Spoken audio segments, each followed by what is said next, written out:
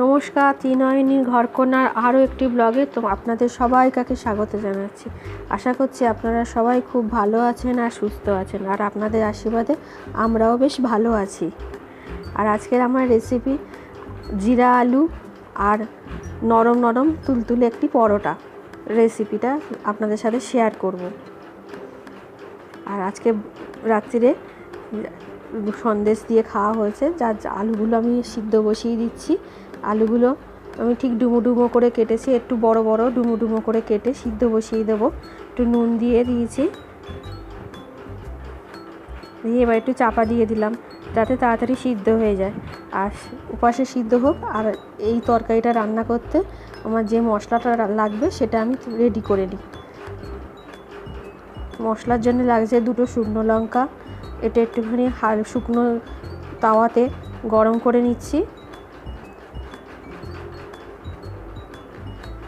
এরপরে 1 চামচ জিরে, 1 চামচ ধনে,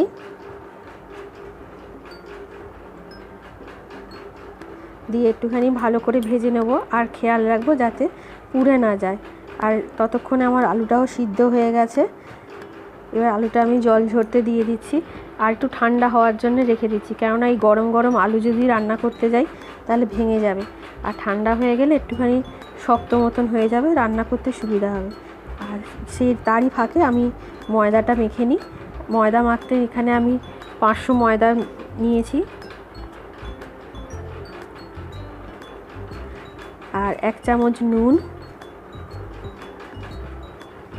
আর এটা হচ্ছে জোয়ান, একটু হাতে ক্র্যাশ করে নিয়ে আর ছড়িয়ে দিচ্ছি, এতে সুন্দর সেন্ট আসবে সেই জন্যে।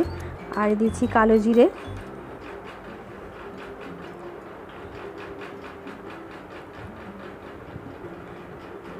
এটা দিয়ে ভালো করে মাখিয়ে নিয়ে এবারে দিয়ে দিচ্ছি সাদা তেল।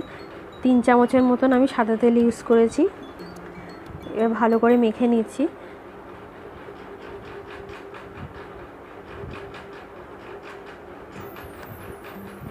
আর এই ময়দাটা মাখতে হালকা উষ্ণ জল ইউজ করব, হাত যাতে সইতে পারে সেরকম উষ্ণ জল।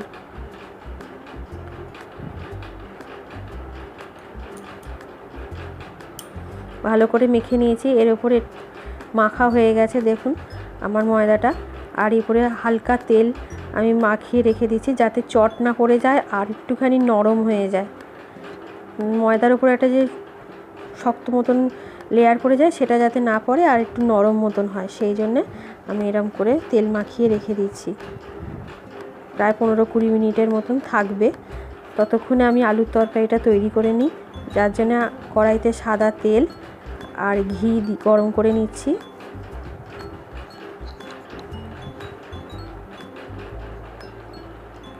আর এখনও পর্যন্ত আমার যেসব বন্ধুরা দেখছেন তাদেরকে অসংখ্য ধন্যবাদ। আর জিরে ফোড়নে জিরে দিয়েছি, গোটা জিরে আর গোটা শুকনো লঙ্কা একটা। আমাকে যেসব বন্ধুরা সাবস্ক্রাইব করেছেন তাদেরকে অসংখ্য ধন্যবাদ জানাচ্ছি আমার পাশে থাকার জন্যে আর আমার ভিডিওগুলো ভালোবাসার সহিত দেখার জন্যে। আর দিয়ে দিচ্ছি কারি পাতা।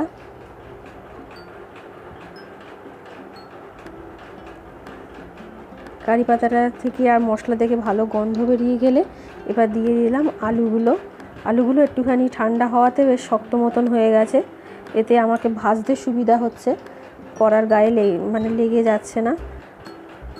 এই পর্যায়ে একটুখানি নুন অ্যাড করতে হবে পরিমাণের মতন থেকে একটু কম, কেননা এরপরেও আরেকটা জিনিস অ্যাড করতে হবে, তো তাতে নুনের ব্যালেন্সটা বেশি হয়ে যাবে তাই বললাম।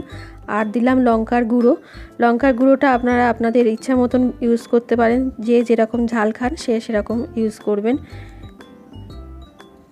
আমার এই আলুটা ভাজা হয়ে গেছে। এবারে দিচ্ছি যে মশলাটা আমি গুঁড়ো করে রেখেছিলাম সেটা। মশলাটা কিন্তু পাউডার করলে চলবে না, একটুখানি দানা দানা রাখতে হবে, তাহলে এটা টেস্টটা বেশি আসবে। আর এবারে দিচ্ছি চাট মশলা, 1/2 চামচের মতন চাট মশলা অ্যাড করছি। এটা আমি সানরাইসের চাট মশলা ইউজ করছি। এবারে দিয়ে দিচ্ছি এই বিট নুনটা। এইটার জন্যই আমি বলেছিলাম যে পরিমাণের মধ্যে থেকে একটু কম নুন ইউজ করতে, যাতে নুনের ব্যালেন্সটা ঠিকঠাক থাকে।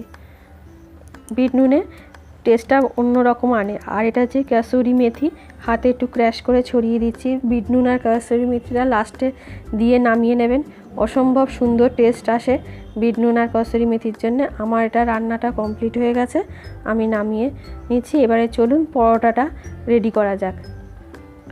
দেখুন আমি কিভাবে নরম তুলতুলে একটি পরোটা বানাই।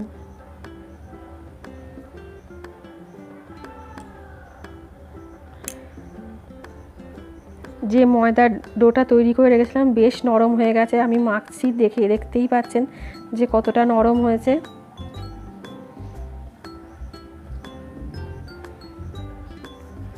এবারে এর থেকে আমি লেচি কেটে নিচ্ছি।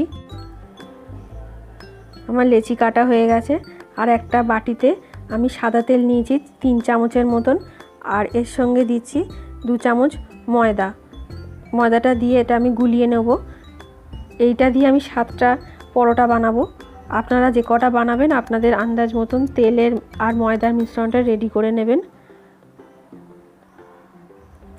একটা লেচি আমি নিয়ে নিলাম, এটা একটু ময়দা দিয়ে ভালো করে পাতলা করে বেলে নেব। যতটা সম্ভব পাতলা করতে হবে, যত পাতলা করবেন তত এটা সুন্দর হবে। আমার এটা বেলা হয়ে গেছে পাতলা করে। আর এর উপরে ওই যে ময়দা তেল যেটা মিশিয়ে রেখেছিলাম সেটা ভালো করে ব্রাশ করে দিচ্ছি। তারপরে এদিকে একটা ভাঁজ করে তার উপরে আবার ফের ময়দার আর তেলের মিশ্রণটা দিয়ে আর একটা ভাঁজ করে উপর মুড়ে দিলাম। আবার এরকম করে এদিকে এক পিঠ দিয়ে আর ওদিকে আরেক পিঠ দিয়ে মুড়ে দেবো। এটা ঠিক আমাদের মোগলাই পরোটার মতন ভাঁজটা করেছি। আর একটু ময়দা দিয়ে বেশ একটু মোটা আবার খুব পাতলাও নয় সেরকম করে বেলে নিচ্ছি। আমি চাটু গরম করতে দিয়ে এসেছি, চাটু গরম হয়ে গেছে প্যান, তার মধ্যে আমি দিয়ে দিলাম, দিয়ে এপিট ওপিট সেঁকে নিয়ে তুলে নিয়েছি। নিয়ে আর এই যে সেঁকা পরোটাটা সেটা আবার দিয়ে দিচ্ছি, দিয়ে ভালো করে উল্টে পাল্টে ভেজে নিচ্ছি। নিলেই আমার আজকের পরোটা রেডি হয়ে যাবে। এরকম করে আমি প্রায় 7-8টার মতন পরোটা বানিয়েছিলাম। দেখুন ভালো করে চেপে চেপে এদিক ওদিক করে ভেজে নিতে হবে। আমার এটা ভাজা হয়ে গেছে। পরোটাটা আমার ভাজা হয়ে গেছে, এবার সার্ভ করে দিচ্ছি।